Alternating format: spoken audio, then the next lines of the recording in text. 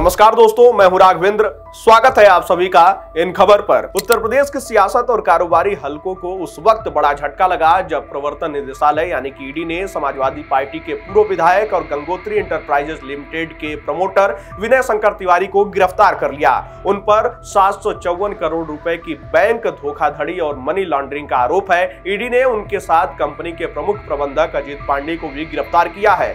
दोनों को लखनऊ स्थित पीएमएलए विशेष अदालत में पेश किया गया, जहां से उन्हें 14 दिन की न्यायिक हिरासत में भेज दिया गया है। इसके बाद ईडी की याचिका पर अदालत ने 11 अप्रैल 2025 तक रिमांड मंजूर कर दी। प्रवर्तन निदेशालय ने 7 अप्रैल को उत्तर प्रदेश और मुंबई के कुल 10 ठिकानों पर एक साथ छापेमारी की। यह स्थान लखनऊ, गोरखपुर, महाराजगंज, नोएडा और मुंबई में स्थित थे। छापेमारी का उद्देश्य गंगोत्री इंटरप्राइजेज लिमिटेड और उससे जुड़े लोगों द्वारा की गई बैंक धोखाधड़ी से अर्जित काले धन और अवैध संपत्तियों का पता लगाना था। ईडी के मुताबिक इस मामले की जांच सीबीआई की एफआईआर के आधार पर शुरू की गई थी। जांच में यह स्पष्ट हुआ कि गंगोत्री इंटरप्राइजेज लिमिटेड के प्रमोटर विनय शंकर तिवारी, उनके परिवार के सदस्य और करीबी रिश्तेदारों ने बैंक से भारी भरकम कर्ज लिया, लेकिन इन पैसों को निर्माण और व्यवसायिक कार्यों में लगाने के बजाय अपनी दूसरी कंपनियों में ट्रांसफर कर दिया।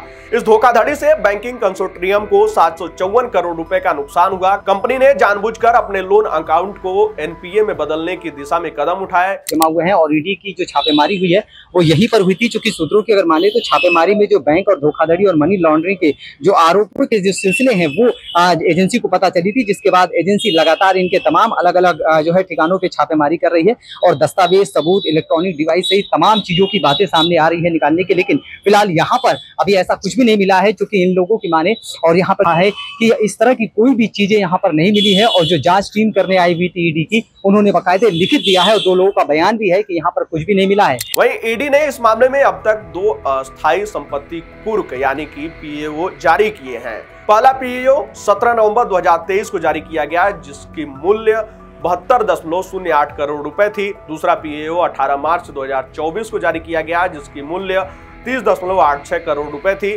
दोनों कुर्कियां पीएमएलए विशेष न्यायालय द्वारा पुष्टि की जा चुकी हैं। ईडी का कहना है कि कंपनी द्वारा लिए गए पैसों का उपयोग निवेश के नाम पर या बिना ब्याज के ऋण और अग्रिम राशि देने में किया गया। जब कंपनी का लोन एनपीए घोषित हुआ तब संपत्तियों को बेनामी कंपनियों के नाम ट्रांसफर कर दिया गया।